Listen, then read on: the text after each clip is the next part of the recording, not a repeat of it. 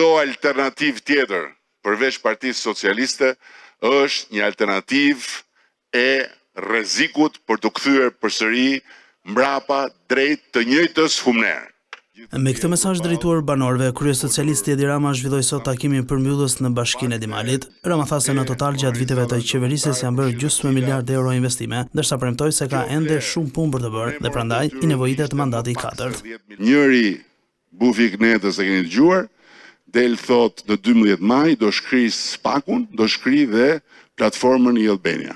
Do me thënë, drejtësia do kthehet aty ku ishte, në kënetën e bufit, që kur vriteshin njerëz poshtë dritares kryeministrit, prokurori nuk merrte dot në pyetje 3 drejtorë policie.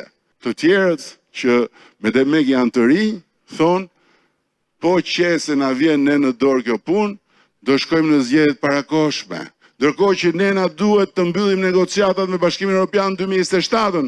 Gjatë prezantimit të programit, kreu i Selis Roz ju bëri thirrje qytetarëve të Dimalit që të fokusohen në antarësimin në BE, ndërsa nuk la jashtë vëmendjes akuzat e opozitës për rritje të shifrave të papunësisë. Ka shumë njerëz që thonë që shifra e ulët e papunësisë vjen nga që kanë ikur njerëzit.